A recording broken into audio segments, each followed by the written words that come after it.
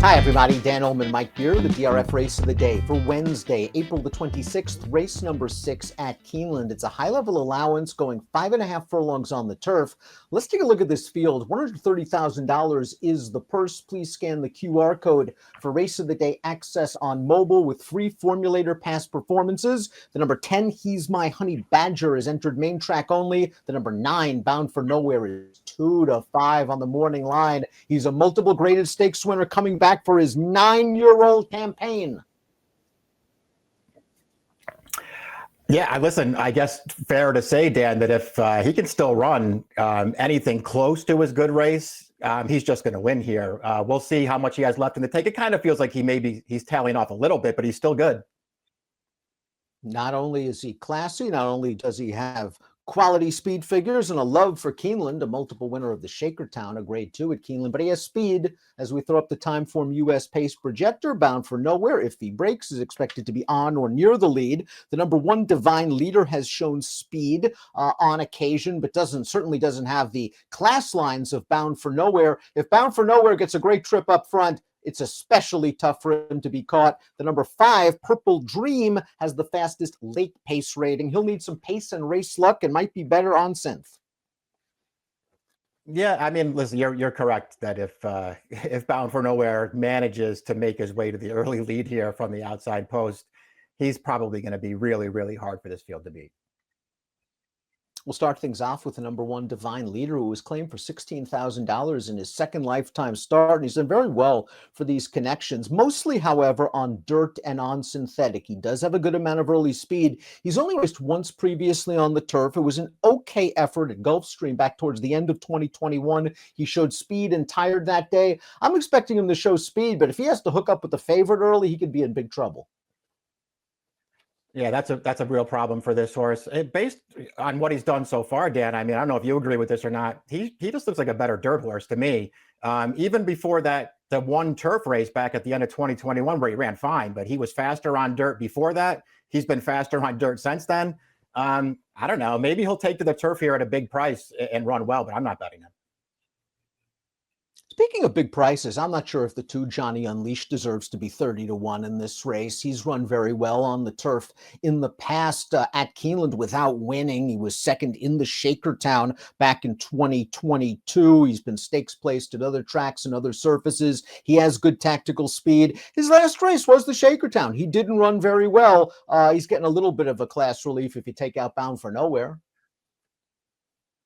That's true. The last race for his is very confounding, though, Dan. I mean, this horse obviously has the form to be a serious contender in here, and his 3 prior starts on the synthetic were just really, really poor performances. I guess you don't have to hold those against him, even though he's won on synthetic before. I don't know what was going on in the Shakertown last time.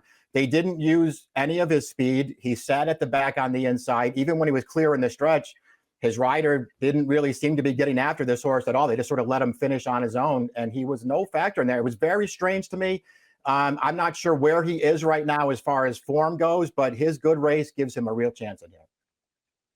And he reels back on fairly short notice, 18 days since that last race, a race where the 5th place finishers come back to run second in an allowance with a 91 buyer. First time turf for the 3, Flyer Lawrence, who also will be removing blinkers for trainer Ben Colebrook. He is by Violence, who wins about 10% with first time turf runners. This dam has foaled 1 turf winner. The form on synthetic looks pretty good, Mike, but this is a tough spot to make a surface switch.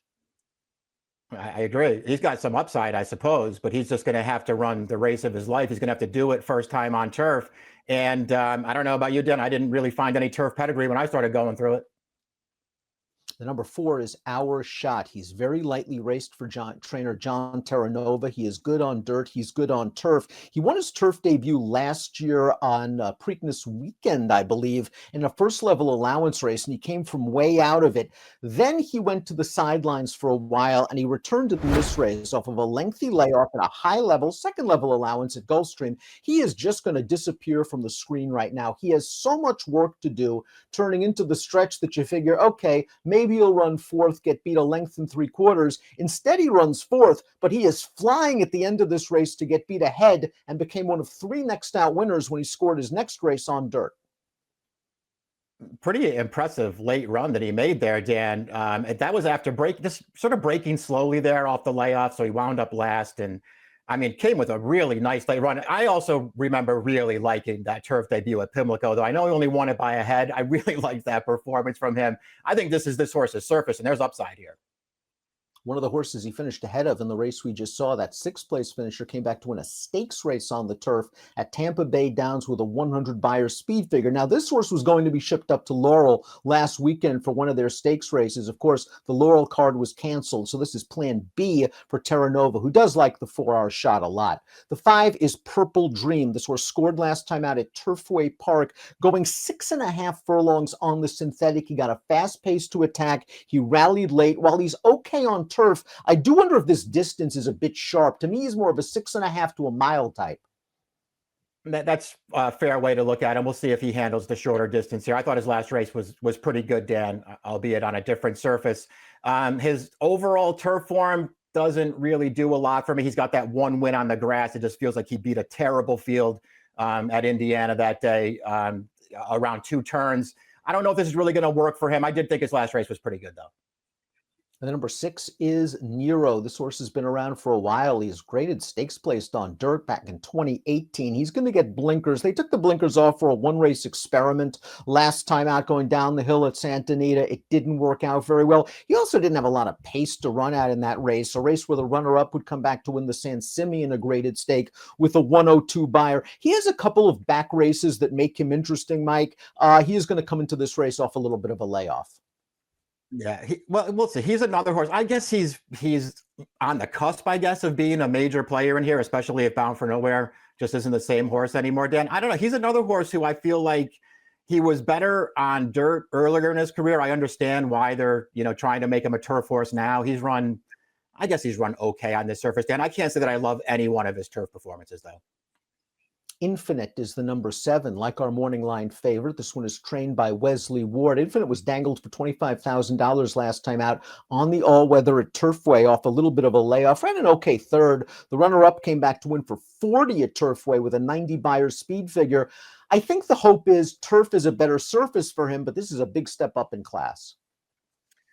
Yeah, it is. We'll see. I guess, you have that Kentucky Downs race to deal with. I guess you don't want to be too hard on him for that one. The race here was pretty good last year. I don't know. The horse that wound up second to him there, Dan, actually went on to do some really good things. Artemis City Limits. He's won several races since then. There's a couple of triple-digit Beyers in there. So that feels like a quality win. And he's getting back to the Keeneland turf now. So maybe that'll help him. Gallant Guy is the number 8. This horse failed to fire last time out in an allowance race on the all-weather at Turfway. He's 0 for 6 lifetime on turf. He simply needs a little bit of a Beyer boost against this tough field. Needs a career best performance. It feels like he did gain some ground behind Infinite in that race here last year. So that's maybe a good sign for him, Dan, but he's still got to do better than that against this field.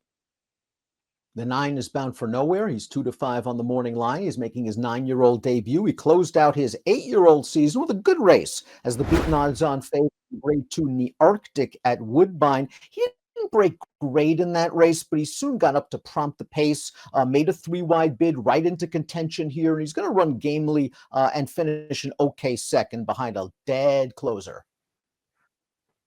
Yeah, not a big excuse for him here. He has every chance to win, obviously, at 4 to 5. He's just not going to be able to stave off this late runner. He doesn't even really come close to holding this horse off, and he gets second, Dan. Again, I sort of felt like you could make the argument that he's not quite as good as he once was.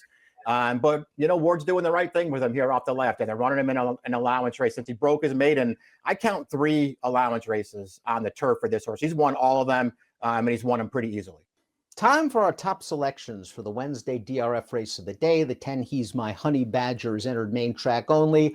Listen, we respect the favorite in here. I don't want to take 2 to 5 on him at the age of 9 coming off a long layoff. I'd like to see him run very well. I'm a fan of his. I do think we haven't seen the best of Our Shot just yet. He ran so well in that race on turf. He came back to score on dirt. And while they didn't want to run him in a stake at Laurel last weekend, I think this is a good spot for him to make a little bit of a late kick.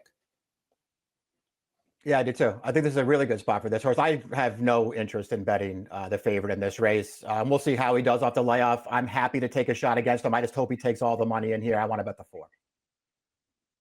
Mike's going 4.928. I'm curious to see how Nero does from Southern California. He's my second pick. I went 4.6, 9, and 3 in our Wednesday DRF race of the day. Best of luck.